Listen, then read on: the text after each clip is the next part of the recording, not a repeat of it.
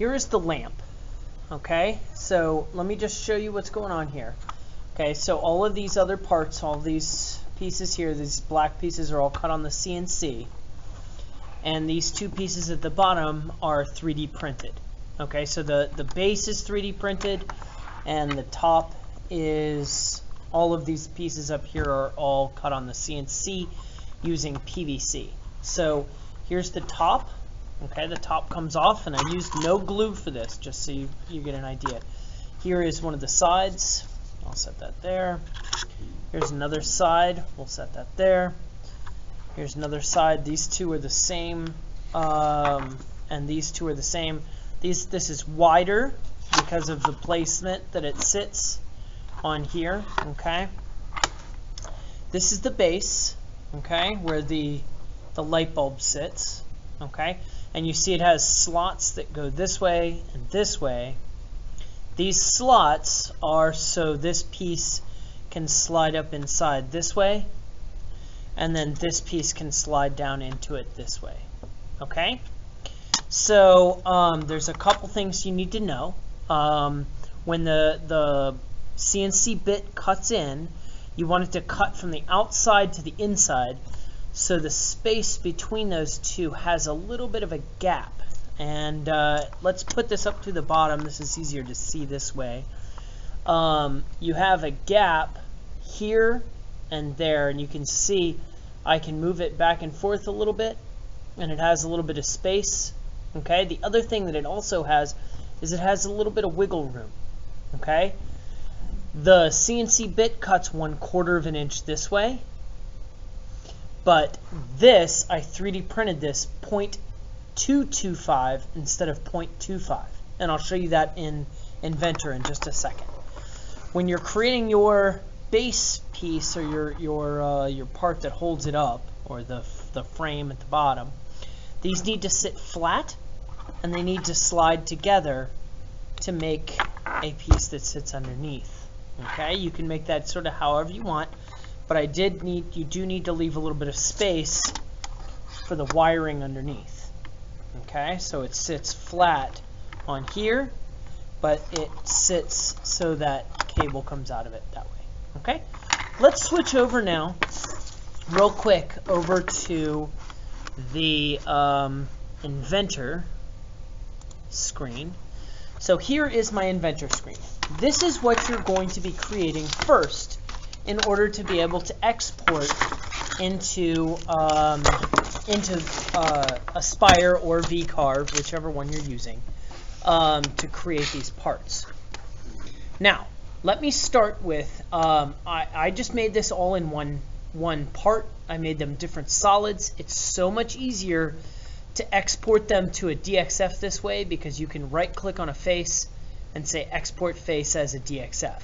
Okay, so it makes it much easier to do that part of it. What I'm going to do is I'm going to just start real quick so you can see the different things and how I extruded them. So this is the first face, all right, and this face is set up so I don't have any rounded spots here, because when it cuts, it's going to round this off anyway, and we left ourselves enough space so when you create the top part, let's go back to this piece. So I made them so they fit perfectly in center with each other. Okay, so they fit as if I were cutting it on a laser, and it slides together perfectly. But I did that on purpose because it's going to cut a little curve here and a little curve underneath to make it fit perfectly. Okay, so we're not going to tell it where to make those curves. It's going to do that on its own.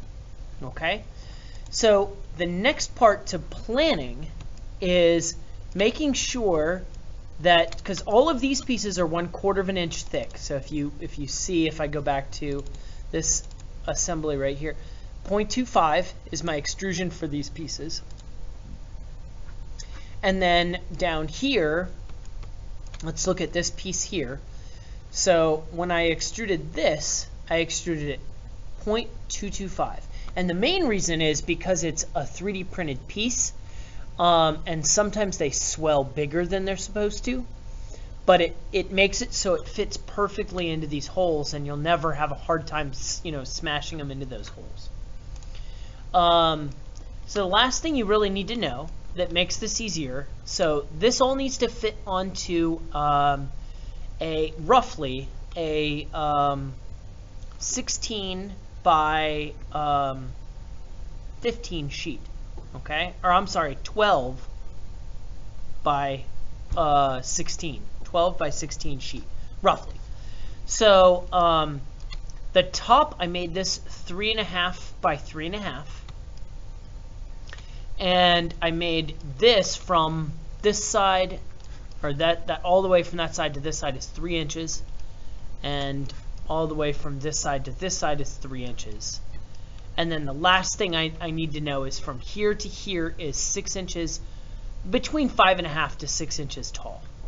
And that leaves us enough space for, I'm just going to switch back to my camera here so you can see.